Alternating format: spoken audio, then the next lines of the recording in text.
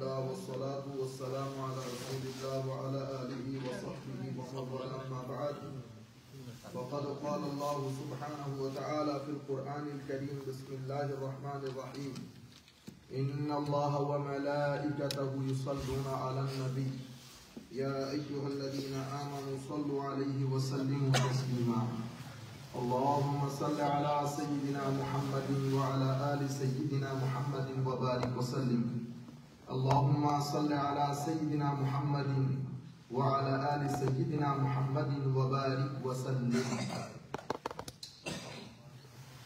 আলহামদুলিল্লাহ আল্লাহ পাকের মেহেরবানিতে আমরা আজকে সোমবার দারসুল হাদিসের মধ্যে সবাই একসাথে হয়েছি আবার আল্লাহ পাকের তৌফিক।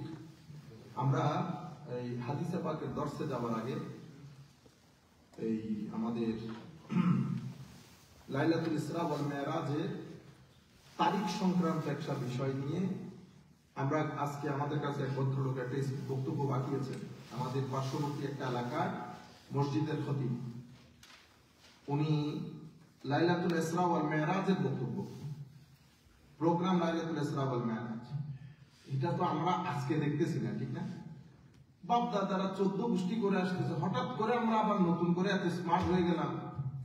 উনি শুরু করছেন কি দিয়ে আমি বলি আপনাদেরকে, আমি যদি এই আন্দাজে কথা বলি বাচ্চারা লাইলাতুল ইসরা ওয়াল মিরাজকে কি মনে করবে? With regard to the dates of the Laylatul Mi'raj, actually মানে সাহাবায়ে কেরামের পক্ষ থেকে হাদিসে রাসূলের মধ্যে লাইলাতুল ইসরা ওয়াল মিরাজের যে তারিখ সেটা নিয়ে যথেষ্ট ইখতিলাফ আছে। তাইলে বোঝা যাচ্ছে সাহাবায়ে কেরাম এটা নিয়ে তেমন গুরুত্ব দেন নাই। যদি গুরুত্ব দিতেন তাইলে তো ডেটগুলো সংরক্ষণ করতেন। বুঝতে পারতেছেন? তো এখন আমি যখন কথাগুলো এইভাবে বলবো তো কি হবে, কনফিউশন ক্রিয়েট হয় না? তো তরুণ প্রজন্ম এমনিতে ওরা আসে না, তোদের আর আসার দরকার আছে নি? ওরা বিসমিল্লাহ করে উঠে চলে যাবে। The message of Laylatul Isra wal Mi'raj is very, very important. The message is, prayer. Inna lillahi wa inna prayer. আমরা জানি না Laylatul Isra wal Mi'raj আল্লাহ কি Laylatul Isra wal Mi'raj প্রেয়ারের কথা বলছেন। সুবহান আয়াত সুবহান না আসে। আমি প্রথমে তারিখের বিষয়টা আপনাদের বলি।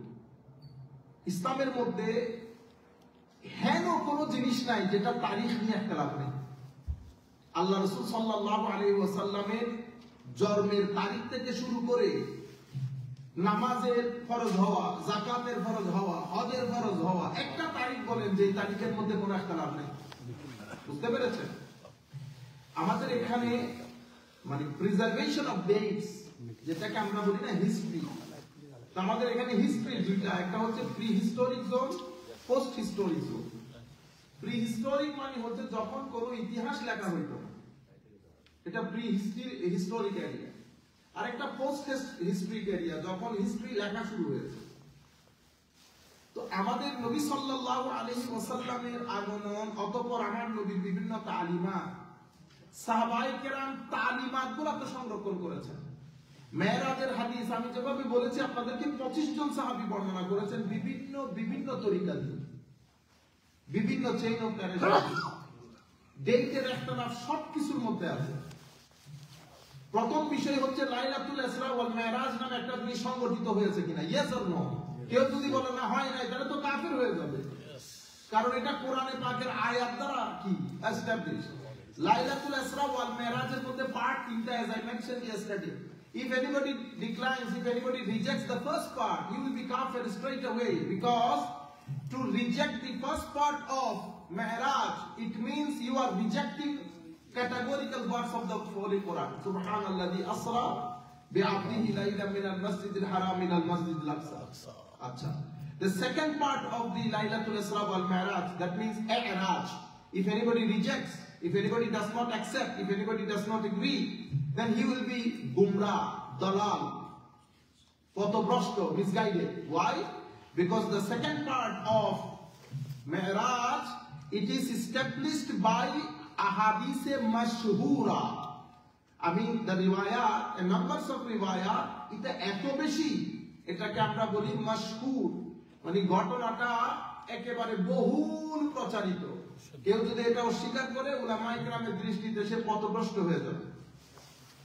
The third part of Hijrah, third part of I'raj, ফাকানা কাবা কাউসাইনি আও আদনা, ফ্রম সিদরা টু ফাকানা কাবা কাউসাইনি আও আদনা। যে জার্নিতে আমার নবী একা ছিলেন, সেই জার্নিকে অস্বীকার করলে আমরা বলবো ভুল হবে, খাতা। তখন আমি কাফেরও হবে না, পথভ্রষ্ট হবে না, কি হবে? ভুল। আপনার রায়টা কিনা শুদ্ধ না। এখন আপনি এটা মেরাজ, এরপরে তারিখের ক্ষেত্রে উলামায়ে কেরাম বিভিন্ন ইখতিলাফ করেছেন। আমরা কি করি? ইখতিলাফে যাই না, আমরা চিন্তা করি আমরা কোনটা গ্রহণ করি? যেই মতটা উলামায়ে কেরাম গ্রহণ করেছেন, যে মতটা আমাদের উলামায়ে কেরামের মধ্যে বহুল প্রচারিত এবং গ্রহণযোগ্য।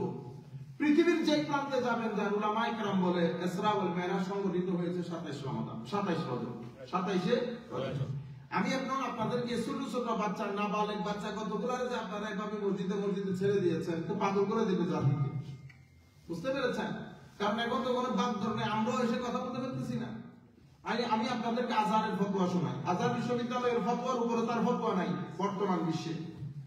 আজহার ইউনিভার্সিটির ফতোয়া হচ্ছে ওয়াখতালাফাল উলামা ফি তাহদীদ মাওলিদ হাযিহিল লাইলা মা বাইনা আদাদ মিন আশ-শুহুর মিথল রবিউল আউয়াল, রবিউল থানি ওয়া রাজব ওয়া রমাদান ওয়া শাওয়াল। লাকিন দারুল ইফতা الإفتاء ترجح أنها كانت ليلة السابع والعشرين من شهر رجب وهو ما يوضحه التقرير التالي। ওনারা বলতেছেন উলামায়ে কেরাম এই ব্যাপারে ইখতিলাফ করেছেন, এটা কোন মাসে সংঘটিত হয়েছে, কি রবিউল আউয়াল শরীফে, না রবিউল সানিতে, না রজবে, না রমাদানে, না শাওয়ালে। কিন্তু উনি বলতেছেন লাকিন দারুল ইফতা, মিশরের ফতোয়া বোর্ড এই মতটাকে বেশি প্রাধান্য দিয়েছে। কোনটা? যেটা আমরা পালন করি 27 রজব। ঠিক আছে?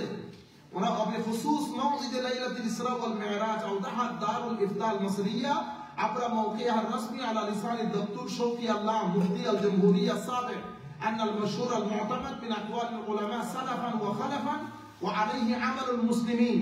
ডক্টর শৌকি আল্লাহ আমাদের সম্মানিত শিক্ষক, মিশরের এক্স মুফতি, উনি ফতোয়া দিয়েছেন উম্মত পূর্ববর্তী পরবর্তী যুগে সালাফান ওয়া খালাফান, এবং আমাদের বেশিরভাগ উলামায়ে কেরাম পুরা পৃথিবীর মধ্যে লাইলাতুল ইসরা ওয়াল মিরাজ পালিত হয় কোন দিবসে?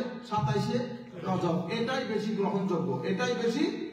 উম্মত তো এগুলা নিয়ে সেটেল, আপনারা আবার নতুন করে ডেট ইস্যু তুলতেছেন। তাহলে তো ইখতিলাফ ছাড়া একটা ডেট বলেন না, কোন ডেটে ইখতিলাফ হয় না উলামায়ে কেরামের মধ্যে? ডেট নিয়ে ইখতিলাফ আপনার কেন ঘটনা জানেন? ঘটনা হচ্ছে আমরা যে 27 রজব লাইলাতুল ইসরা ওয়াল মিরাজ করি, এটা বন্ধ হয়ে যায়। কেন? কারণ লাইলাতুল ইসরা ওয়াল মিরাজ করলে হায়াতুন নবী মানতে হবে। Anbiyas are alive in their grave. How it is, we don't know. We cannot think based on the physical world. No, this is metaphysical world. How they are alive in the metaphysical world, God knows, but they are alive. They are alive. যদি alive না হতো, মসজিদ আকসার মধ্যে নামাজ পড়তে পারতো না। আমার নবী প্রত্যেক আসমানে বিভিন্ন আম্বিয়ায়ে কেরামের সাথে সাক্ষাৎ করতে পারতেন না যদি সশরীরে জীবিত না হতেন। কিভাবে জীবিত সশরীরে আমরা তো আর জানি না। আপনি যদি মনে করেন আমাদের মতো এখানে যেতে হবে না, ওখানে কি রকম এটা আমি জানি না, আমি বলতেও পারবো না আপনাদেরকে। Metaphysics, but they are alive. নতুবা মুসা আলাইহিস সালাম আমাদের নামাজ পড়াই দিলেন কেমনে? নতুবা আমার নবী বলতেছেন কেমনে যে মুসা কাইমান ইউসাল্লি ফি কবরিহি, আমি মুসাকে দেখেছি কবরের মধ্যে দাঁড়িয়ে নামাজ আদায় করতে। আপনারা বুঝতে পেরেছেন? আমার শেখ সৈয়দ শাইখুল ইসলাম বলতেছেন এখানে আসলে মুসা নামাজ পড়তেছেন না, বরং কি কাইমান ইউসাল্লি, ইউসাল্লি সাল্লা ইউসাল্লি, এটা নামাজের অর্থ ব্যবহৃত হয়, দরুদের অর্থ ব্যবহৃত হয়। ইন্নাল্লাহা ওয়া মালাইকাতাহু ইউসাল্লুনা আলান নবী। আমার নবী মুসার কবর দিয়ে যাইতেছে আর মুসা দাঁড়ায় নামাজ পড়বে, এটা সুন্দর হবে না। বরং মুসা দাঁড়ায় আমার নবীর উপর কি পড়তেছে? সালাত এবং সালাম, দরুদ শরীফ পড়তেছে। মুসা কাইমান ইউসাল্লি ফি কবরিহি। বুঝতে পেরেছেন? মুসা কবরের মধ্যে দাঁড়িয়ে আমার নবীর উপর কি পড়তেছেন? দরুদ পড়তেছেন। তো নামাজ পড়বে কেন? মুসা জানে না ওই রাস্তা দিয়ে, এটা পুরা রোড, তো আমার নবী যাচ্ছেন। তা আমার শুধু আমার শেখ সৈয়দ শাইখুল ইসলাম বলতেছেন বেটা এখানে নামাজ नहीं हो सकता, बल्कि मूसा अपनी कब्र में खड़े होकर हुजूर पर दरूद पढ़ रहे थे, दरूद पढ़ रहे थे। তো এখন এই জিনিসগুলো আপনি এই জন্য আমরা মেরাজের কথাগুলো বাদ দিয়ে ফেলতে চাচ্ছি। আমরা খুব চেষ্টা করি মেরাজ যেন ডিসকাস না হয়। কেন? মেরাজ ডিসকাস হলে আমার নবীর নূরানিয়তে মুস্তাফা মানতে হবে, নবী সাল্লাল্লাহু আলাইহি ওয়াসাল্লামের নূর মানতে হয়, নবী সাল্লাল্লাহু আলাইহি ওয়াসাল্লামের হায়াত মানতে হয়, আম্বিয়ায়ে কেরামের হায়াতকেও মানতে হয়। নতুবা আপনি মেরাজ ডিসকাশন আপনি মানুষের সামনে তুলে ধরলে অনেক ধরনের প্রশ্ন আসবে। মানুষ জিজ্ঞেস করবেন, আপনি বললেন মুসা আলাইহিস সালাম মারা গেছে, তাই মুসা আলাইহিস সালাম এই কাজ কেমনে করলেন? বুঝতে পেরেছেন? আর আপনি বলতেছেন নবীরা মারা গেছে, মাটির সাথে মিশে গেছে, তাইলে এরা মসজিদ আকসার মধ্যে নামাজ পড়তে আসলো কেন? ঠিক আছে, জিবরিল আমিন একামত দিল, এরা আমার নবীর পিছনে নামাজ পড়েছে, তো আমার নবীর যদি ফিজিক্যাল অ্যাসপেক্টে হয় তো তারা কি কোন অ্যাসপেক্টে ছিল? আপনারা বুঝতে পেরেছেন? এইজন্য আমরা কি করি, মেরাজ ডিসকাস না হোক সেটা আমরা চাই। কিন্তু আমার আল্লাহ কি করেছে জানেন? দেখেন কোরআন শরীফের আয়াতটা শুরু করে, আপনারা সুবহানাল্লাহ কখন পড়েন? সুবহানাল্লাহ, আর করে থাকেন না এক্সক্লেমেশন, অ্যামেজিং। তো আল্লাহ শুরু করেছে সুবহান দিয়ে, আপনারা আয়াতটা বুঝবেন, আমি আপনাদেরকে বলি। সুবহানা মানে হায় হায় পাকি, পবিত্রতা, সেই মহান সত্তা, আল্লাযী, যিনি, যিনি বলে আমার আল্লাহ সরাসরি কথা বলতেছে না, থার্ড পারসন হিসেবে কথা বলতেছেন, ঠিক না? যিনি আসরা, যিনি নিয়ে গেছেন, যিনি the one who has taken, তাইলে আমার নবী সাল্লাল্লাহু আলাইহি ওয়াসাল্লাম আল্লাহ কথা বলতেছেন থার্ড পারসন দিয়ে, ঠিক না? সুবহানাল্লাযী আসরা বিআবদিহি লাইলান, রাতের একটা অংশে, মিনাল মসজিদিল হারাম ইলাল মসজিদিল আকসা, হারাম থেকে আকসা পর্যন্ত, এতটুকু পর্যন্ত আমার আল্লাহ কথা বলছেন কি দিয়ে? থার্ড পারসন দিয়ে, আমার আল্লাহ তৃতীয় পক্ষ। সুবহানাল্লাযী আসরা বিআবদিহি লাইলান মিনাল মসজিদিল হারাম ইলাল মসজিদিল আকসা, এই আকসার পরে এসে আমার আল্লাহ আমার কথা নিজের মধ্যে ঘুরাই নিয়েছেন। আল্লাযী বারাকনা হাওলা, আল্লাযী, যার চতুর্পার্শ্বকে আমি বরকতমণ্ডিত করেছি। আল্লাহ কথা শুরু দিয়ে বলতেছেন কি? পবিত্রতা সেই মহান সত্তার, যিনি নিয়ে গেছেন, হ্যাঁ, এবং আমি চতুর্পার্শ্বকে বরকতমণ্ডিত করেছি। আল্লাহ একবার বলতেছেন যিনি নিয়ে গেছেন, আবার বলতেছেন আমি বরকতমণ্ডিত করেছি। তো কথা শুনতে উল্টাপাল্টা হয়ে গেছে না? আমরা কি বাংলাতে কথা এভাবে বলি? হ্যাঁ, আমি সেই ব্যক্তি, আমি সেই ব্যক্তি যিনি আপনার এই ঘরের দরজা আপনার জন্য খুলে দিয়েছে। হ্যাঁ, আমি না থাকলে আমার এই ঘরের দরজা খুলতো না। এটা একটা কথা হইল। আপনি প্রথমে বলতেছেন আমি সেই ব্যক্তি যিনি ঘরের দরজা খুলে দিয়েছে, এরপরে বলতেছেন আমি না থাকলে এই দরজা কেউ খুলতো না। এটা মানুষ পাগল। কিন্তু আমার আল্লাহ দেখেন কত আশ্চর্য, মানে অ্যামেজিংলি কথাটাকে তুলে ধরতেছেন, কারণ কোরআন শরীফের আয়াত বুঝাইতে চাইতেছে এটা এক্সট্রা অর্ডিনারি একটা ঘটনা। আসরা বিআবদিহি লাইলান মিনাল মসজিদিল আল্লাযী বারাকনা হাওলাহু, যার চতুর্পার্শ্বকে আমি বরকতমণ্ডিত করেছি।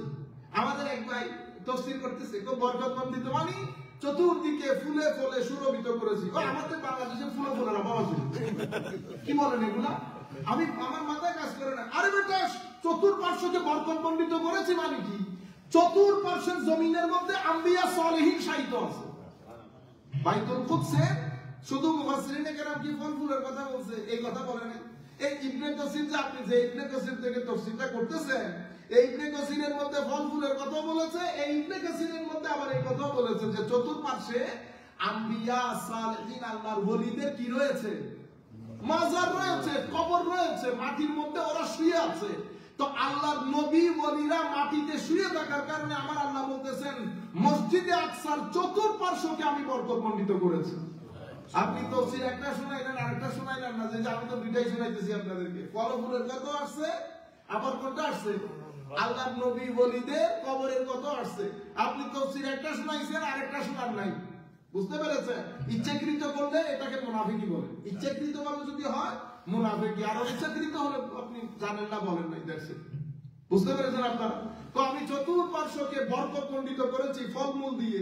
ফলমূল বাংলাদেশে ফলমূল নাই, আমাদের যে দেশে যে ফ্রুট আছে পৃথিবীর খুব কম দেশে আছে, ঠিক না? আমাদের দেশে যেভাবে জিনিসপত্র হয় পৃথিবীর খুব কম দেশে হয়। আপনি শুধু ফল ফ্রুটের দিকে চলে গেলেন, আল্লাযী বারাকনা হাওলাহু, আমি এর চতুর্পার্শ্বকে বরকতমণ্ডিত করেছি। লিনুরিয়াহু মিন আয়াতিনা, যেন আমি আমার হাবিব তাকে দেখায় মিন আয়াতিনা, আমার নিদর্শন সমূহ। বুঝতে পেরেছেন? এই আয়াতের মধ্যে সুবহান শব্দ দিয়ে আমার আল্লাহ বোঝাতে চাচ্ছেন বান্দারা এটা কিন্তু মুজিজা। যদি মুজিজা না হতো আমার আল্লাহ সুবহান শব্দ ব্যবহার করতো না। আচ্ছা, হযরতে আমাদের আরেক ভাই বলতেছেন, আজীব লাগে কথাগুলো কেন যে বলে। আয়েশা সিদ্দিকা রাদিয়াল্লাহু তাআলা আনহা বলেছেন, আমি তো আমার নবী সাল্লাল্লাহু আলাইহি ওয়াসাল্লামকে ওই দিন আমি তো বিছানায় ছিল না এমনটা দেখিই নাই। বুঝতে পেরেছেন?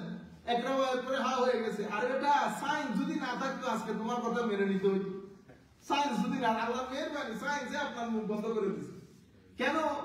কারণ আমার নবী সাল্লাল্লাহু আলাইহি ওয়াসাল্লামের যে সফর সেটা কিন্তু আলোর সফর। কিসের সফর? আলোর সফর। আর আমার নবী সাল্লাল্লাহু আলাইহি ওয়াসাল্লাম সায়েন্টিফিকলি অসংখ্য উলামায়ে কেরাম এটার বর্ণনা দিয়েছেন যে আমার নবী সাল্লাল্লাহু আলাইহি ওয়াসাল্লাম টাইম এন্ড স্পেসের পরে চলে গেছেন। টাইম এন্ড স্পেসের পরে, যেখানে টাইমও না স্পেসও। প্রথম কিছু সফর টাইম এন্ড স্পেসে ছিল, পরবর্তী সফরে time and space beyond time and স্পেসে চলে গেছে। তো বিয়ন্ড টাইম এন্ড স্পেসে চলে গেলে ওনারা, আমি তো এগুলো আমার এখন বিষয় না, জিরো মিটারের মধ্যে চলে, তখন কি হয়? পৃথিবী কি হয়ে যায়? সীমিত হয়ে যায়। টাইমের মধ্যে কোনো পরিবর্তন আসে না। তো টাইমে সাইন বলতেছে টাইমে পরিবর্তন আসে না। তো আয়েশা সিদ্দিকা কিভাবে বুঝবে গেছে কি গেছে না? সেই জন্য বলতেছে বিছানা গরম, সেই জন্য বলতেছে শিকল কইলে নাড়াচাড়া করতেছে। কারণ এই জন্য আমার আল্লাহ বলতেছেন তো লাইলান, একটি রাতের একটা অংশ। বুঝতে পেরেছেন? তো সায়েন্স বলতেছে ইট ইজ কোয়াইট পসিবল, এবং এটা এইভাবেই ঘটে, এটা এইভাবেই ঘটে, মুহূর্তের মধ্যে যায়, মুহূর্তের মধ্যে আসে। কেন ঘটে নাই? বিলকিস আসে নাই ওই যে ইয়া থেকে, কি বলে, ইয়েমেন থেকে, ইয়ার মধ্যে আসে নাই, প্যালেস্টাইনে আসে নাই। কত কি পরিমাণ সময়ের মধ্যে আসছে? এই এতটুকু, এতটুকুনের মধ্যে, হ্যাঁ, এতটুকুনের মধ্যে বিলকিসের সিংহাসন ইয়েমেন থেকে প্যালেস্টাইন চলে আসলো। হ্যাঁ, এখানে আপনি মস্কারি করতে পারতেছেন না। কেন? কোরআনের আয়াতের সাথে মস্কারি করলে ঈমান চলে যাবে। আমি বুঝি না ভাই, আমার কথা হচ্ছে প্রত্যেকে ঠিক আছে একই খিতাব করেন, একই খিতাব করেন, কিন্তু আল-ইসরা ওয়াল মিরাজ দিয়ে মারামারি কেন আমাদের? আমি বুঝলাম না। এটা তো আপনার খুশি হওয়ার কথা। আমার নবীর শান ও মান রুয়ে জমিনের মধ্যে আমার নবী ওয়ান এন্ড অনলি, যাকে আল্লাহ শান দান করেছেন। আমি আবার আপনাদের ওই ডেটের মধ্যে আসি, ডেট বিভ্রাট। ডেট বিভ্রাটের ওই কথাগুলো জাতিকে বলিয়েন না। উম্মতের উলামায়ে কেরাম, আমরা কোন পুকুরের মাছ? এত বড় বড় আজিম শান উলামায়ে কেরাম দুনিয়া থেকে চলে গেছে। এটা যারা ইলম জানে তারা বুঝে। আমরা বলি এটা মাশহুর মকবুল ইনদাল আইম্মা। এটা যখন আইম্মায়ে কেরামের মধ্যে মকবুল হয়ে যায়, এটা নিয়ে আবার ফারদার রিওয়ায়াত চেকের কোনো দরকার নাই। উম্মত এটার উপর সেটেল ডাউন করেছে। এখন আপনি কি বাংলাদেশের উপর কথা বলবেন যে বাংলাদেশকে বাংলাদেশ বলা কেন হয়? বুঝতে পেরেছেন? আপনি এটার সাথে দ্বিমত পোষণ করার কোনো সুযোগ আছে? ঢাকাকে ঢাকা কেন বলা হয়? এখন আবার এখান থেকে শুরু করবেন। উম্মত এটা সেটেল ডাউন করতেছে। আপনি বস আপনার অন্য কোনো কিছু বলার থাকবে বলেন।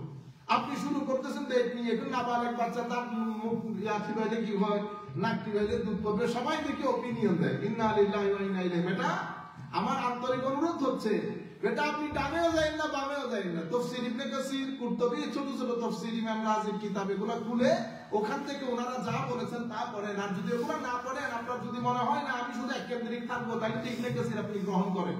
ইবনে কাসিরের তাফসীর খুলে ইবনে কাসির এত সংখ্যক হাদিসগুলো যে এনেছেন, এগুলো জাতির কাছে তুলে ধরলে হবে। এর চেয়ে বেশি পণ্ডিতি করার কোনো দরকার নাই। আল্লাহ রাব্বুল আলামিন আমাদেরকে হেদায়েত করুন। তাহলে আমি আপনাদেরকে কি বললাম? মিশরের উলামায়ে কেরাম, মিশরের দারুল ইফতার ফতোয়া হচ্ছে, হ্যাঁ ইখতিলাফ আছে, সময় নিয়ে মাস নিয়ে ইখতিলাফ আছে। এই ইখতিলাফের উপর ভিত্তি করে উম্মত যে গড়টাকে গ্রহণ করেছে সেটা 27 রজব, 27 রজব, বাস, আর কোনো কথা নাই। এটার উপর উম্মত ফতোয়া দিয়ে দিয়েছে, এটার উপর উম্মত ফতোয়া দিয়ে দিয়েছে। যাই হোক, আমি আর এটা নিয়ে আনা করি। আজকে আমরা যুহুদ ফি দুনিয়া, এই মুহূর্তে এটা অসম্ভব গুরুত্বপূর্ণ জিনিস আমাদের জন্য। মানে আমাদের চাওয়া পাওয়াকে অনেক বেশি বাড়িয়ে না ফেলা। আপনি যখন চাওয়া পাওয়াকে অনেক বেশি বাড়াই ফেলবেন, আপনার জীবনে কখনো স্যাটিসফ্যাকশন আসবে না। এই জন্য এই শব্দটাকে বলা হয় যুহুদ। যুহুদ মানে দুনিয়াতে থাকবো, দুনিয়াকে আমি আমার ভিতরে রাখবো না। কারণ দুনিয়া এমন একটা জিনিস, আপনি যদি আপনার ভিতরে ঢুকিয়ে ফেলেন, আপনার মাথার উপর উঠে যাবে, উঠে আপনার উপর ডমিনেট করবে। যদি আপনি দুনিয়ার উপর ডমিনেট করেন, তাহলে আপনি সব দিক থেকে স্থির থাকবেন।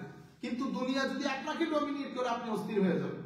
তো আমার নবী সাল্লাল্লাহু আলাইহি ওয়াসাল্লাম ইরশাদ করতেছেন, Abu Hanifa قال حدثني داوود عن عمر بن ابي زائده عن ابن عمر رضي الله عنهما ان رسول الله صلى الله عليه وسلم قال اعقل الناس اتركهم للدنيا اخرجه في مسنده।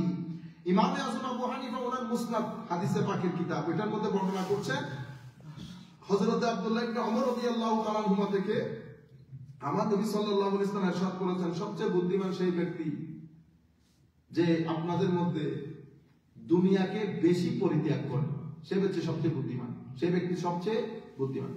Who is most clever person among our friends? For example, me, my friend, all four, we are talking.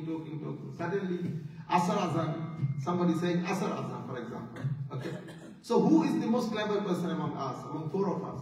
The one after listening to the azan, the one, mashallah, who left the meeting and went to the masjid, prayed and come and then joined us. He is the most clever person among us. কিন্তু আমাদের কাছে সবচেয়ে বেশি clever হইতেছে যে মুখ পণ্ডিত, যে সবচেয়ে বেশি। বুঝতে পেরেছেন? আমার নবী বলতেছেন আকাদুন নাসি আতরাকুহুম লিদ-দুনিয়া, যে ব্যক্তি তোমাদের মধ্যে সবচেয়ে বেশি দুনিয়া বিমুখ, সেই ব্যক্তি তোমাদের মধ্যে সবচেয়ে বেশি বুদ্ধিমান, সবচেয়ে বেশি বুদ্ধিমান। হায় হায়। আন সাহল বিন সাদ আস-সাঈদী রাদিয়াল্লাহু তাআলা আনহু, হযরত সাহল বিন সাদ সাঈদী বলতেছেন আতান নবী সাল্লাল্লাহু আলাইহি ওয়াসাল্লাম রাজুলুন ফাকালা ইয়া রাসূলুল্লাহ দুল্লানি আলা আমালি ইযা আমিলতুহু আহাব্বানি আল্লাহ ওয়া আহাব্বানি আন-নাস। সুবহানাল্লাহ। হায়, এটা যদি আমরা একবার মুখস্থ করে ফেলতে পারি। উনি বলতেছেন এক ব্যক্তি আমার নবীর কাছে আসলেন, এসে জিজ্ঞেস করতেছেন ইয়া রাসূলুল্লাহ, আমাকে একটা আমলের কথা বলতে পারেন যেটা করলে আমাকে আল্লাহও ভালোবাসবে, মানুষও ভালোবাসবে।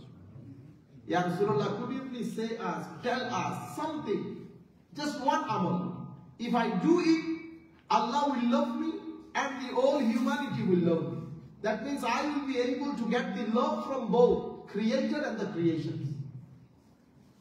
সুবহানাল্লাহ। আমার নবী, আমরা আগে কত কথা বলতাম, ঠিক আছে, ওয়াজের শেষ নাই। আমার নবী বলতেছেন ইজহাদ ফিদ দুনিয়া ইউহিব্বুকাল্লাহ ওয়াজহাদ ফিমা আইদিন নাস ইউহিব্বুকান নাস, আও কামা ক্বালা নবী সাল্লাল্লাহু আলাইহি ওয়াসাল্লাম, রাওয়াহু ইবনে মাজাহ ওয়াল হাকিম ওয়াল বাইহাকি। আমার আল্লাহ বলছেন ইজহাদ ফিদ দুনিয়া, দুনিয়াতে থাকো, দুনিয়া তোমার ভিতরে রাখিও না, লোভী হইও না, আল্লাহ তোমাকে ভালোবাসবে।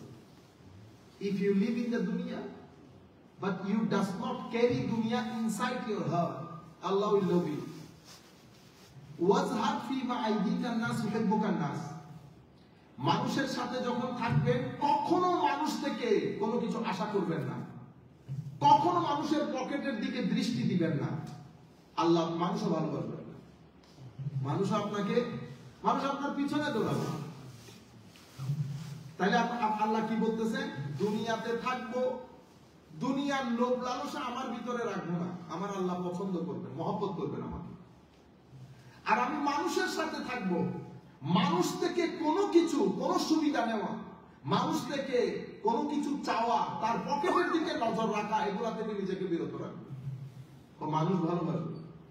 এবং এটা এতই গুরুত্বপূর্ণ জিনিস, একেবারে গ্যারান্টিড একটা বিষয়। আপনি যখন লাখো মানুষের সাথে থাকবেন, তার পকেটের দিকে আপনার দৃষ্টি থাকবে না। কত নগণ্য আপনি, ডাজন্ট ম্যাটার, বহু বড় বড় মানুষ আপনার জায়গায় এসে বিড়ালের মতো করবে।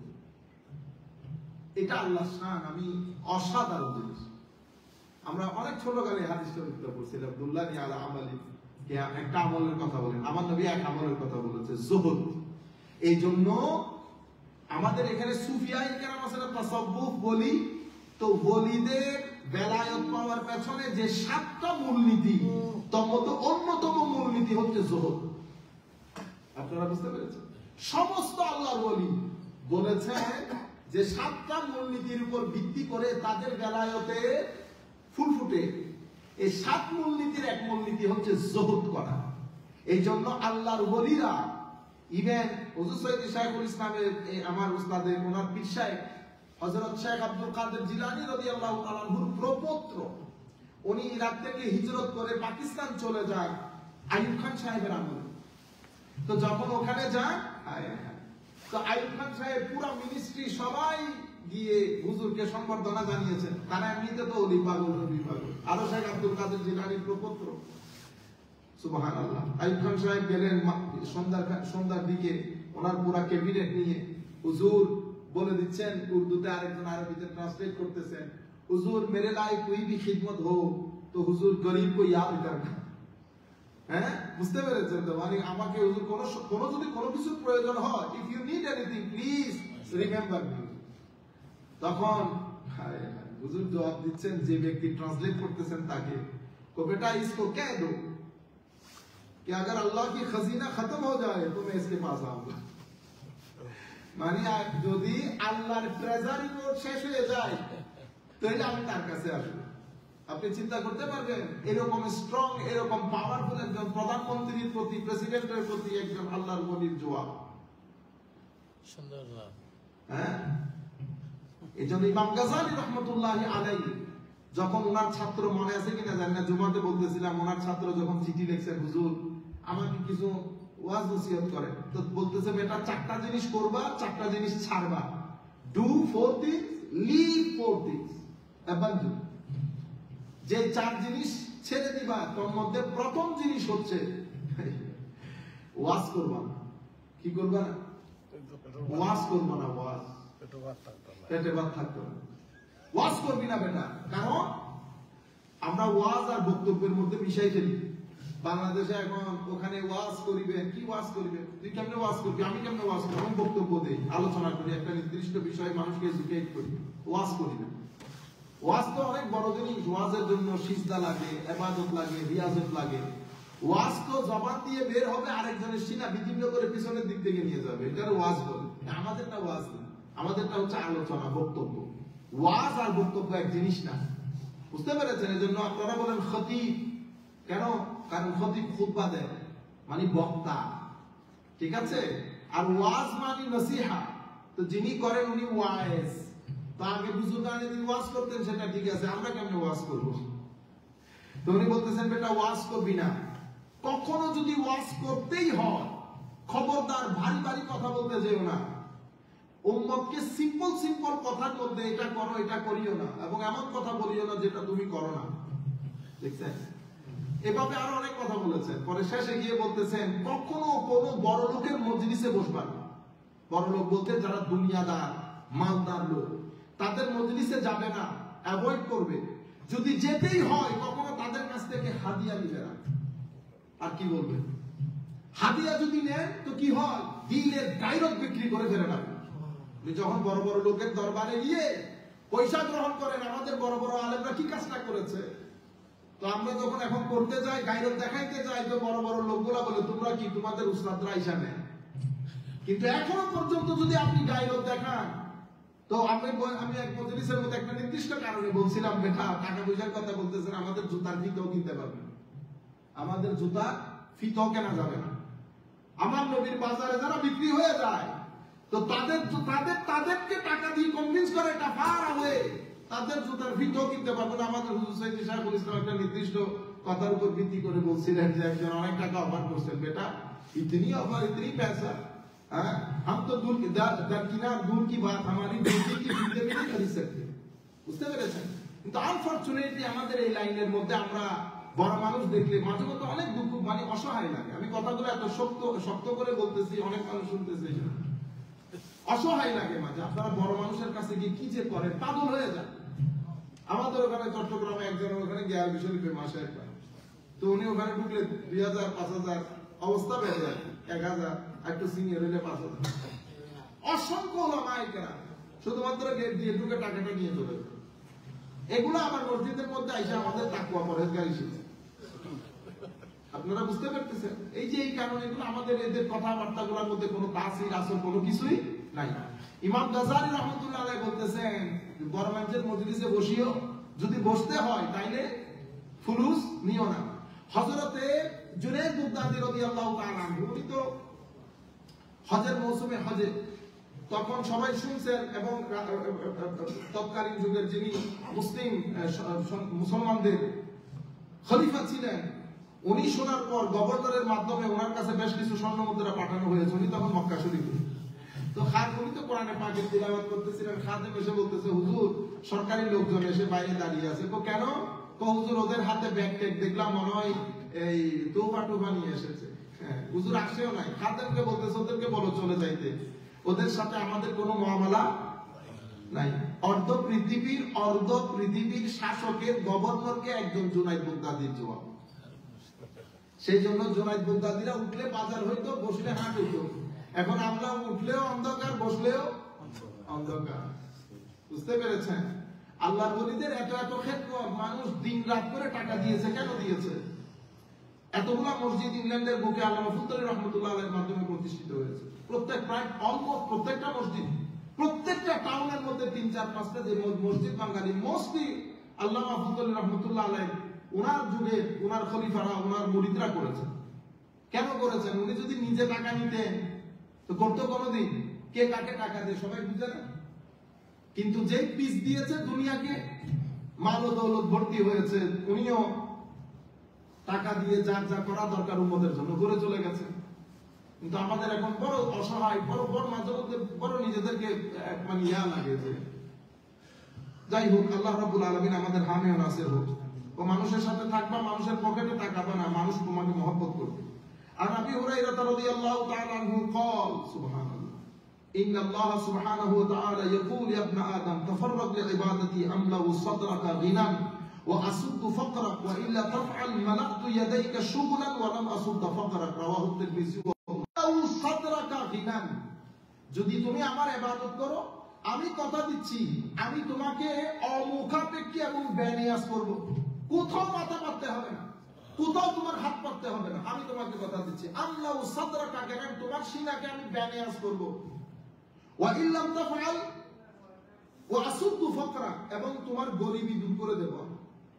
ওয়া ইল্লা তাফআল, যদি এই কাজটা তুমি না করো, আমার ইবাদত রিয়াজত না করো, মালাতু ইয়াদাইকা শুগলান, তোমাকে আমি এত বেশি ব্যস্ত করে দেব। ওয়ালা আসুদ্দা ফাকরা, তোমার কাছ থেকে খাবো খাবো ভাব যাবে না, সময়ও পাবে। আমরা বলি না হুজুর অসম্ভব ব্যস্ত, হতেই পারে না। যে ব্যক্তির কল্প বাতিনের মধ্যে, নিয়তের মধ্যে আছে আল্লাহ যেন নামাজ তরক না হয়, সেই ব্যক্তি যত বড় ইন্ডাস্ট্রিয়ালিস্ট হোক আল্লাহ রাব্বুল আলামিন তাকে নামাজ তরক করতে দিবে না। আমি বাংলাদেশের সবচেয়ে বড় ব্যবসায়ীও দেখেছি নামাজ তরক করতে দেখি নাই, নিয়তের উপর ভিত্তি করে অন টাইম নামাজ পড়তেছে। বরং আমাদের উল্টাপাল্টা হয়ে গেলে আমাদেরকে বলে বলবি আগে নামাজ পড়ে নিবি। আমি আপনাদেরকে বাংলাদেশের টপ বিজনেসম্যানের কথা বলছি, কই উনি আমাদের চেয়ে উনি ব্যস্ত না, 11টা ইন্ডাস্ট্রি চালান উনি ব্যস্ত না, কই ওনার নামাজ তো তরক হয় নাই। কিন্তু আমি বলবি নামাজ তরক হয়ে যাইতেছে ব্যস্ততার কারণে। আমার আল্লাহর কথা হচ্ছে, যদি তুমি আমার ইবাদতের প্রতি মনোনিবেশ থাকে, আমি কথা দিচ্ছি আমি বেনিয়াজ করব, গরিবি দূর করে দেব।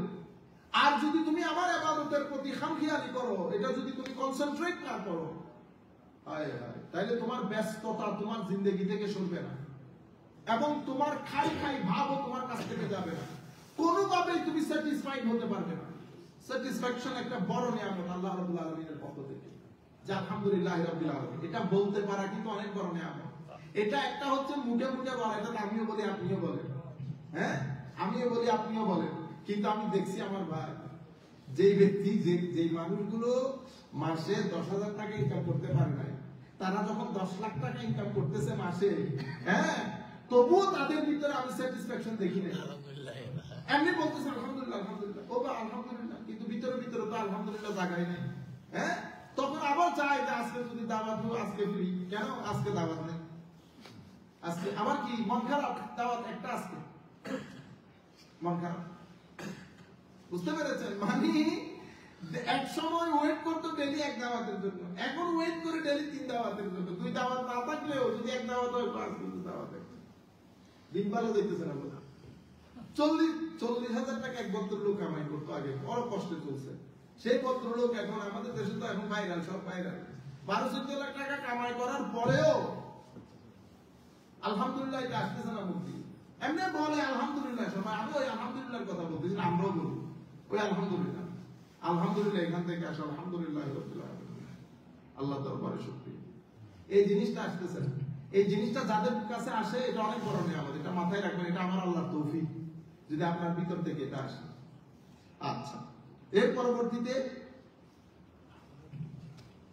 عن أبي خلاد وكانت له صحبة قال قال رسول الله صلى الله عليه وسلم إذا رأيتم الرجل قد أعطي زهدا في الدنيا وقلة منطق فاقتربوا منه فإنه يلقى الحكمة رواه ابن ماجه سبحان الله। আমার নবীর হাদিস দেখেন, আমার নবী ইরশাদ করতেছেন ইযা রাআইতুমুর রাজুলু قد أعطي زهدا في الدنيا, যখন আপনি দেখবেন কোন ব্যক্তির মধ্যে জুহুদ আছে, কোন ব্যক্তির ভিতরে জুহুদ আছে, কথা কম বলে, মজলিসে রাস্তায় এখানে সেখানে কথা বলে, ফাক্তারিবু মিনহু, তার সঙ্গের মধ্যে সময় অতিবাহিত করো। আমার নবী বলতেছেন try to spend your time in his company and closeness। কেন? কারণ এই ধরনের ব্যক্তিগুলোকে আমার আল্লাহ হিকমত দান করে।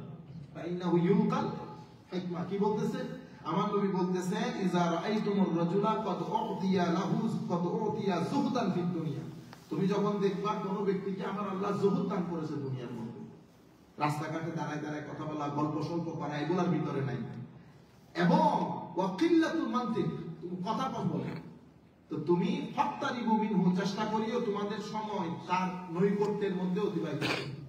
কেন? কারণ এই ধরনের লোকগুলাকে আমার আল্লাহ হিকমত দান করে, যারা কথা কম বলে, যারা জহুদের মধ্যে থাকে, দুনিয়ার মধ্যে যাদের ভিতরে জহুদ আছে। আর আবি হুরায়রা قال قال رسول الله صلى الله عليه وسلم الدنيا سجن المؤمن وجنة الكافر। তো দুনিয়া মুমিনের জন্য একটা জেলখানার মতো, দুনিয়া মুমিনের জন্য একটা জেলখানার মতো। কেন? কারণ আমরা ডুস এবং ডোন্টস নিয়ে চলতে হয়। আপনি সবকিছু খেতেও পারবেন না, সবকিছু দেখতেও পারবেন না, সব জায়গায় যেতেও পারবেন না, সবকিছুর সাথে হাওয়া বলতে পারবেন না। বুঝতে পেরেছেন? এই জন্য আমাদের জন্য বড় কঠিন, বাস বিচার করে চলতে হয়, বাস বিচার করে চলতে হয়। আমার সৈয়দ জিয়াউল হক মেজবান্ডারি কিবলা কাবা, আপনারা তো অনেকে এখানে প্রপাগান্ডা হয় মেজবান্ডার দরবার শরীফ সম্পর্কে অনেক, বুঝতে পেরে অনেক প্রপাগান্ডা। তবে আপনি যতক্ষণ না যাবেন ততক্ষণ কি হয় না, যতক্ষণ না যাবেন ততক্ষণ বুঝতে পারবেন। বাইরে থেকে অনেক ধরনের কথা, তবে যেগুলা বন্ডামি আছে সেগুলা বন্ডামি, সেগুলা নিয়ে কোনো দ্বিমত নাই, কিন্তু প্রপাগান্ডা বেশি। সেই ইমাম জিয়াউল হক মেজবান্ডারি কিবলা কাবার একটা দারুণ কথা আছে, কবুতরের মতো বেঁচে খাই, কবুতরের মতো বেছে বেছে খাই। আপনি কবুতরের খাবার দেখছেন কিনা জানেন? আপনি কবুতরকে যদি গম দেন না, কবুতর টপ টপ টপ টপ করে সবকিছু খায়, বাসে ফুট দিয়ে এমনি এমনি এমনি এমনি করে তারপর একটা গ্রহণ করে, কবুতরের মতো বেছে খাই। আমার নবী সাল্লাল্লাহু আলাইহি ওয়াসাল্লাম, এই জন্য মুমিনের জন্য দুনিয়াটা আসলেই কঠিন, আসলেই কঠিন। এর পরবর্তীতে আয-যুহদু ফিদ দুনিয়া ইউরিহুল কলবা ওয়াল জাসাদা। আমার নবী সাল্লাল্লাহু আলাইহি ওয়াসাল্লাম ইরশাদ করছেন, যে জন্য আমি আপনাদেরকে বলেছি যে দুনিয়ার এই জুহুদ বিষয়টা মানুষের অন্তর জগৎকে প্রশান্ত করে। আমার নবী বলতেছেন আয-যুহুদু ফিদ দুনিয়া ইউরিহুল কলবা ওয়াল জাসাদা। আপনি যদি জুহুদ করতে পারেন, এটা আপনার শরীর, আপনার মন, আত্মা দুইটাকে কি রাখে? প্রশান্ত রাখে। জুহুদ মানে লোভী না হওয়া, জুহুদ মানে আখিরাতমুখী হওয়া, জিন্দেগির মধ্যে আপনার প্রায়োরিটির মধ্যে আখিরাতটা রাখা। জুহুদ মানে অতিরিক্তর জন্য বাগদৌড় না করা। আমার নবী সাল্লাল্লাহু আলাইহি ওয়াসাল্লাম বলতেছেন, এটা যদি করতে পারেন, এটা আপনার শরীরকেও শান্ত রাখে, এটা আপনার মনকেও শান্ত রাখে। এর পরবর্তীতে আর দুইটা হাদিস বলে শেষ করব। আন আম্মার ইবনে ইয়াসির রাদিয়াল্লাহু তাআলা আনহুমা قال سمعت رسول الله صلى الله عليه وسلم يقول ما تزين الابرار بمثل الزهد في الدنيا। সুবহানাল্লাহ। তো আবরার আল্লাহর ওলিদেরকে তার বেলায়েতের সৌন্দর্যের পেছনে মূল ভূমিকা পালন করে জুহুদ। সেজন্য ফুদাইল ইবনে ইয়াস যখন জিজ্ঞেস করেছে, হুজুর বিমা ওয়াসালতা ইলা হাযাল মাকাম, হুজুর এত বড় মাকামের অধিকারী কেমনে হলেন? তো উনি প্রথম যে শব্দটা বলেছেন সেটা কি জানেন? আল জু, আল জু মানে কি? মানে রোজা, না খেয়ে থাকা, না খেয়ে থাকা। এরপরে বল জুহুদ, জুহুদ মানে দুনিয়া বিমুখ হওয়া, দুনিয়ার লোভ লালসা এগুলা ভিতরে না রাখা। আমি দুনিয়ার উপর ভর করব, দুনিয়া যেন আমার উপর ভর না করে। দুনিয়া ভর করলে মানুষ পাগল হয়ে যায়, মানুষ তখন ভাই চিনে না, বোন চিনে না, মানুষ তো বাউলা হয়ে যায় রীতিমতো। মানে কার বিরুদ্ধে দাঁড়িয়ে গেছে সে বুঝবে, বাউলা করে দিচ্ছে। বুঝতে পেরেছেন? যেভাবে ওই যে সুদের ব্যাপারে আছে না, সুদে কি করে দেয়, বাউলা করে দেয় মানুষকে। এই জন্য আমি কিছুদিন আগে আপনাদেরকে বলেছি ঘটনা, সে বড় ভাই ছোট ভাই সব কি হয়ে গেছে। আমি বিশ্বাসও করতে পারতেছিলাম না যে সে 2 টাকার একটা জমিনের জন্য সে ভাই ব্রাদার সবার সামনে দাঁড়িয়ে কাউকে মানে না বলবে এই 2 টাকার জায়গাটার জন্য। আমি তার বাইরে বলতেছি, আমি চোখ বন্ধ করে স্পষ্ট দেখতেছি সে যে জায়গা খাইতে পারবে না, সে এই জায়গা খাওয়ার আগে দুনিয়া থেকে চলে যাবে। আমি তার বাইরে বলতেছি, আমি স্পষ্ট দেখতেছি সে থাকবে না দুনিয়া থেকে, সে সীমা লঙ্ঘন করে, সীমা লঙ্ঘন করে এই বাউলা করে ফেলে মানুষকে লোক। আমার নবী সাল্লাল্লাহু আলাইহি ওয়াসাল্লাম বলতেছে, এই জিনিসগুলো না থাকলে এটা আপনার শরীর মন সবকিছুকে শান্ত রাখে। এর পরবর্তীতে আখেরি হাদিস, আন ইমরান ইবনে হাসিন, না আরেকটা হাদিস পড়বো। আন ইমরান ইবনে হাসিন قال قال رسول الله صلى الله عليه وسلم من انقطع الى الله كفاه الله كل مؤونة ورزقه من حيث لا يحتسب ومن انقطع الى الدنيا وكله الله اليها। মান ইনকাতা ইলা আল্লাহ কাফাহুল্লাহ। আপনি যখন আপনার যাবতীয় অ্যাফেয়ার আল্লাহর উপর সুপর্দ করে দিবেন, আল্লাহ, আমার নবী বলতেছেন, আল্লাহর জন্য যথেষ্ট। সেই কারণে আমরা কি করি? ওয়া উফাবিদু আমরি ইলা আল্লাহ ইন্নাল্লাহা বাসীরুম বিল ইবাদ। যখন বেশি কষ্টের মধ্যে পড়ে যাবেন তখন এটা বেশি ওয়াফাবিদ আপনি মানে আল্লাহ আমি আমার সবকিছু আপনার হাতে সুপর্দ করছি, আপনি আপনার মতো করে ডিল করেন, বুঝছেন? এরপরে হাসবুনাল্লাহু ওয়া নি'মাল ওয়াকিল, নি'মাল মাওলা ওয়া নি'মান নাসির, এগুলো যখন পড়বেন এশক নিয়ে পড়বেন, আদব নিয়ে পড়বেন, অর্থ মাথায় রেখে রেখে তখন একটা আদব আসবে, এশক আসবে, তখন দেখবেন এগুলো অনেক কাজ করে, আপনার অন্তরকে শান্ত করে দেয়। মানুষের কত কঠিন কঠিন বিপদ, আপনারা হয়তো দেখবেন যে এক ভদ্রলোকের দেখা গেছে সন্তান মারা গেছে, কিন্তু 2 দিনের মধ্যে অন্তরে শান্তি চলে আসে। আপনি কখনো চিন্তা করে দেখছেন আপনার অন্তর শান্ত কেন হয়েছে? পৃথিবীতে কত মানুষ এই পরিস্থিতি সুইসাইড করে মারা যায় হয়তো আপনি জানেন। এই যে আপনারা মসজিদে দোয়া করান, মুরব্বীরা দোয়া করে, উস্তাদরা দোয়া করে করেন, আল্লাহ তার সমস্ত পরিবারকে আপনি সবরে জমিল দান করেন, আল্লাহ সবরে জমিলের উপর আজের আজিম দান করেন, বলে না? এই কত মানুষের দোয়া গিয়ে শেষ পর্যন্ত আপনার অন্তরকে কি করে ফেলে? প্রশান্ত করে ফেলে। আপনি বাস এটা মেনে নেন ঘটনাটা। আমি কত কঠিন কঠিন ঘটনার সাক্ষী, জানি না আল্লাহ রাব্বুল আলামিন আমার নিজের পরিবারের মধ্যে যদি দেখেন, আমার ভাগনা মারা গেছে 17-18 বছর বয়সে, সে আমি রাতে কথা বলছি, এর দিন হইতে হইতে সে দুনিয়া থেকে চলে গেছে, তাগড়া একটা ছেলে। তাইলে পরিবার আপনি চিন্তা করে দেখেন কিরকম হওয়া দরকার, কিন্তু একদিনের মাথায় সব শান্ত হয়ে গেছে। আমাকে আমার ভাই জিজ্ঞেস করতেছে, কিরে মানে আমরা এরকম, আমাদের তো জিন্দেগি পারার কথা না। আল্লাহ পুরা দুনিয়া থেকে মানুষ দোয়া করতেছে, আল্লাহ সবর দান করেন, সবর দান করেন, সবর দান করেন। আমার আল্লাহ সবর দান করেন। যদি আমার আল্লাহ অন্তরকে প্রশান্ত না করত, ঘটনা মেনে নেওয়ার মতো আমার আল্লাহ তৌফিক দান না করত, এখানে ইউরোপের মধ্যে কি হয়, মানুষ যে আত্মহত্যা করে, আমাদের ছেলেরা, এখানকার ছেলেরা আত্মহত্যা করে, তোর মধ্যে অনেক আত্মহত্যা করে যখন তার মা মারা যায়, কাছের কোনো মানুষ মারা যায়, সেটা নিতে পারে না। আমি কেন তাকে দাফন করব, কেন তাকে শুয়ে দিলাম, তখন সে মাথা আস্তে আস্তে কি হয়ে যায়, অড হয়ে যায়, দিনের বেলায় যায়, রাতের বেলা যায়, তবে এক সময় দেখা যায় সে নিজেকে করে ফেলে, নষ্ট করে ফেলে। কিন্তু আপনি আমাদের দেশে ইসলামী কালচারের মধ্যে সেটা হয় না।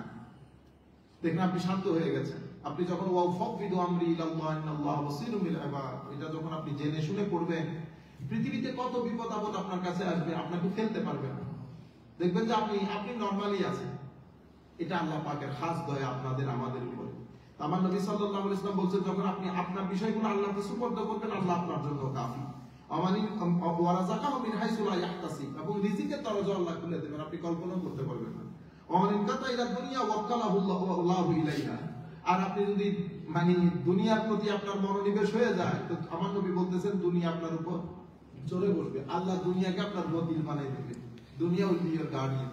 আখিরি হাদিস, আন উমর ইবনে খাত্তাব ক্বাল রাসূলুল্লাহ সাল্লাল্লাহু আলাইহি ওয়াসাল্লাম, হযরত উমর ইবনে খাত্তাব থেকে বর্ণিত, উনি বলেন আমার নবী ইরশাদ করেছেন, লাউ আন্নাকুম কুনতুম তাওয়াক্কালুনা আলাল্লাহি হাক্কা তাওয়াক্কুলি, তোমরা যদি আল্লাহর উপর পরিপূর্ণ আস্থা রাখো, লা রুজিকতুম কামা তুরজাকুত তায়রু তাগদু হিমাসা ওয়া তারুহু বিতানা, তাহলে তোমাদেরকে রিজিক দেওয়া হবে যেভাবে পক্ষীকুলকে আল্লাহ রিজিক দেয়। সকালবেলা তারা যখন ঘর থেকে বের হয় খালি পেট, যখন ফেরত আসে তখন ভরা পেট। তা আমার আল্লাহ যেভাবে পক্ষীকুলের রিজিকের ব্যবস্থা করে, সেভাবে আপনার রিজিকের ব্যবস্থা করবেন। কিভাবে? If you put your trust completely, comprehensively, full complete trust on the hand of Almighty Allah. Holy Prophet sallallahu alaihi wasallam said, la ruziktum kama turzaqut tayru, you will be given your provision as it is given to the birds. They don't have any offices, তাদের কোনো office নাই, they don't have any particular work to do, but when they come out in the morning, empty stomach, পেটের মধ্যে কোনো কিছু নাই, but in the evening when they comes back to their houses, to their nest, their stomach is full with the rizq of Almighty Allah. So the way Allah subhanahu wa ta'ala gives provision to the birds, this is how Allah will give provision to you people, when if you put your complete trust on the hand of Almighty Allah. আমরা যখন পরিপূর্ণরূপে আল্লাহর উপর আস্থা রাখবো, এই শব্দগুলা যেন, এই কথা যেগুলা বলতেছে, আল্লাহ যেন আমাদেরকে আমলের সাথে এই কাজগুলা করার তৌফিক দান করে। আমরা যদি বর্তমান প্রজন্মকে এই বিষয়গুলো ভালো করে শিক্ষা দিতে পারি, তাসাউফ যেটাকে বলে, সুফিবাদ, আসল সুফিবাদ, এগুলা আসল বিষয়গুলো যদি শিক্ষা দিতে পারে, মিসগাইডেড হবে না ছেলেদের থেকে অশ্লীলতা দূর হয়ে যাবে, ছেলেদের থেকে অশ্লীলতা দূর হয়ে যাবে। আল্লাহ রাব্বুল আলামিন আর বেশি বেশি করে এবং নাচ শোনাবেন, ছেলেদেরকে নাচ শোনাবেন, রুহানি, এই যে রুহানি গজল যেগুলো আছে, এগুলো অনেক আপনি যখন এই যে এগুলাকে কি বলে বিচ্ছেদ টাইপ রোহানি গজল এগুলো যখন শোনাবেন, আপনি গ্যারান্টির সাথে বলতে পারবেন ছেলেদের থেকে অশ্লীলতা দূরীভূত হয়ে যাবে, অশ্লীলতা চলে যাবে। এবং এগুলো কোনো হারাম টারামে চিন্তা করিয়ে না। আমার নবী সাল্লাল্লাহু আলাইহি ওয়াসাল্লামের ধর্মের মধ্যে এটারে কি করে দেয় না, একেবারে জাম্পিং করে দেয়। হ্যাঁ, ঈদের দিন আমার নবীর ঘরের মধ্যে বসে দুইটা মেয়ে, বাচ্চা মেয়ে, হ্যাঁ, তারা দফ বাজিয়ে বাজিয়ে আমার নবীর ঘরের মধ্যে গান করতেছে। ওই বদর যুদ্ধে, উহুদ যুদ্ধে গান করতেছে। ফারুক আবু বকর সিদ্দিক রাদিয়াল্লাহু তাআলা আনহু আসলেন, আয়েশা সিদ্দিকাও বসা। হ্যাঁ, আমার নবীর ঘরের মধ্যে দফ, আবার আমার নবীর ঘরের মধ্যে গান বাজনা। তারপর আমার নবী সাল্লাল্লাহু আলাইহি ওয়াসাল্লাম পিছনে শোয়া, খেয়াল করেন না হযরত আবু বকর সিদ্দিক। তখন আমার নবী বলতেছেন, আবু বকর মা, না তুমি তাদেরকে বাধা দিও না। লিকুল্লি কওমিন ঈদ, প্রত্যেক জাতির ঈদ আছে, আজকে আমাদের ঈদ, আজকে আমাদের ঈদ। আমার নবী সাল্লাল্লাহু আলাইহি ওয়াসাল্লাম হাসান বিন সাবিত রাদিয়াল্লাহু তাআলা আনহুর জন্য মসজিদে নববীতে আলাদা মিম্বরের ব্যবস্থা করেছেন। হাসানকে বলছেন, হাসান, এরা যেভাবে কবিতা পড়ে পড়ে আমাদের ধর্মের উপর জুলুম করে, তুমি এদেরকে কবিতার মাধ্যমে কি করো, রেসপন্স করো। আল্লাহ আপনি জিবরিল আমিনকে দিয়ে আমার হাসানকে আল্লাহ শক্তিশালী করে। এই হাসান বলেছিল না, হ্যাঁ, আল্লাহ আপনাকে যেভাবে ওভাবে বানিয়েছে যেভাবে আপনি চেয়েছেন। খলিকতা মুবাররাআন মিন কুল্লি আইব কাআন্নাকা কাদ খলিকতা কামা তাশাউ। আল্লাহ রাব্বুল আলামিন আমাদের হামিও নাসির হোক। আল্লাহুম্মা আমিন। রব্বানা যালামনা আনফুসানা ওয়া ইল্লাম তাগফির লানা ওয়া তারহামনা লানাকুনান্না মিনাল খাসিরিন। আল্লাহুম্মা ইয়া আল্লাহ ইন্নী যালিমুন যালামতু নাফসি যুলমান কাসীরা। إني ظالم ظلمت نفسي ظلما كثيرا ولا يغفر الذنوب إلا أنت فاغفر لي مغفرة من عندك وارحمني إنك أنت الغفور الرحيم. اللهم اغفر لنا ولوالدينا رب ارحمهما كما ربياني صغيرا. اللهم اغفر للمؤمنين والمؤمنات والمسلمين والمسلمات والأحياء منهم والأموات يا مجيب الدعوات إنك على كل شيء قدير. وصلى الله تعالى على خير خلقه محمد وعلى آله وأصحابه أجمعين.